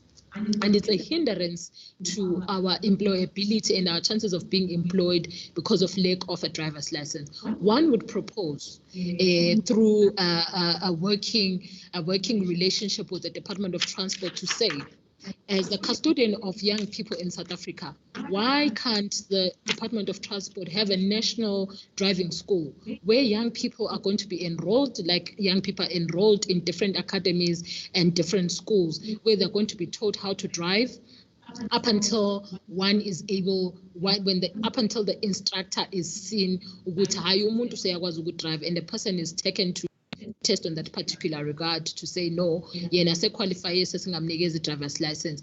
I think it's one of the things that one would lobby for when given an opportunity to save in this board, to say how do we address that particular element of young people not having driver's licenses, which is a very critical thing, which is a very critical skill and a critical thing to have when you're seeking for employment. But in conclusion, Chair, now that you've given me an opportunity to do that, it is also one of the things that I would do is to professionalize the internships, which is something that as young people we're still stuck on, where we go and do internships, but out of that we come out with nothing. There's no skill, there's nothing that we would have got. At least the department of the DPSA must be able to say, when I've done an internship, this is a certificate that I get that puts me at a different level than how I was before doing that particular internship. So it's one of the things that one, when given an opportunity to serve in the organization, in the agency, would look out for, to say, to better uplift and improve the livelihoods of young people in South Africa.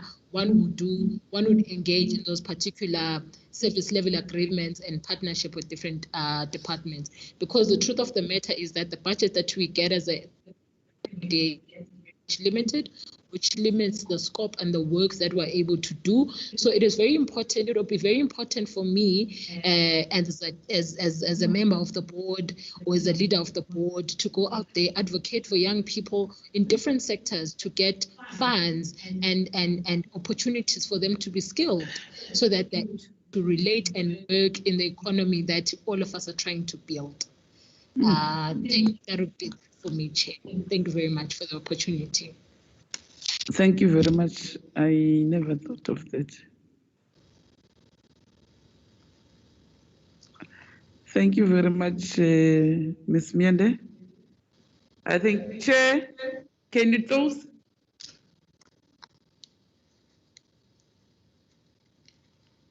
Thank you, Chairperson, and thank you, Ms. Miende, for honoring the invitation to come to this interview. We wish you luck and you outline the process from here. And go well, my dear. Chairperson, I don't understand. I couldn't hear that.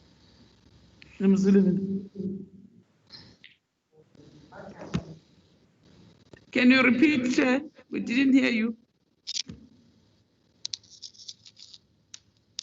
No, Chairperson, I just want to thank the candidate for honoring the invitation to come for the interview. We wish her well and good luck. And I will hand over to you, Chair, so that you can hear how we will do up until the president announced.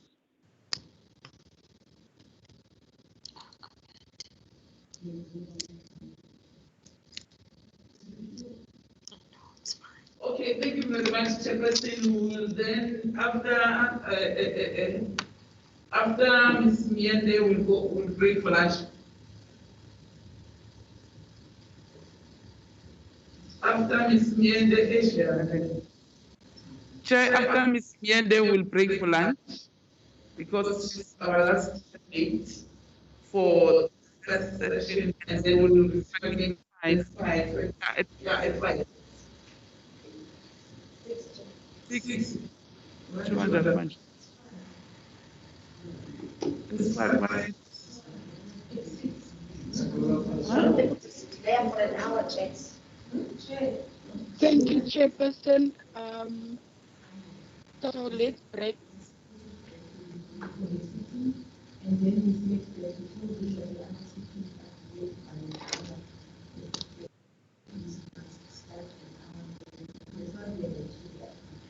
But we can, because here,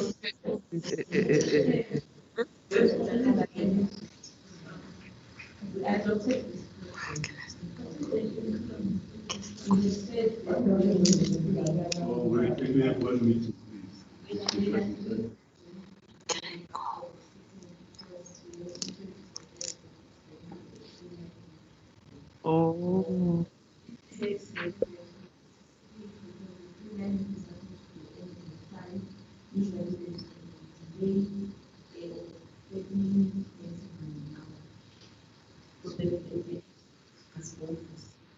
But we didn't we changed now and said for a short they need to go.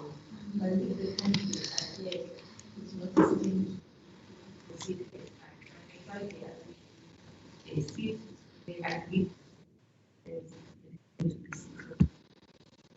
not go for a sitting as we had agreed initially. It was asked for us to bring for a sitting because initially thought the planning and needed Can I be excused?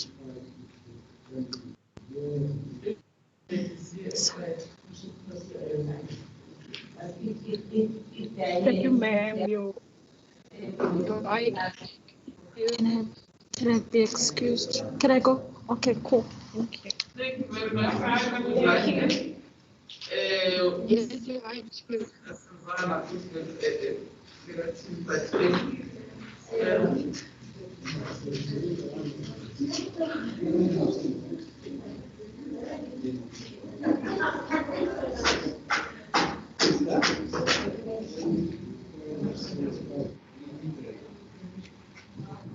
Thank you very much, members. We'll now break for lunch, and then we again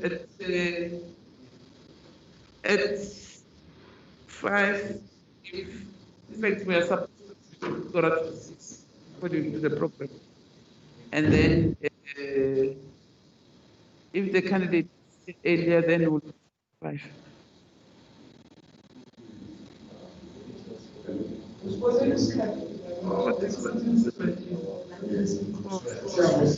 Yeah, we'll resume. We'll call you at least by 6. We are acting. Thank you, Chair.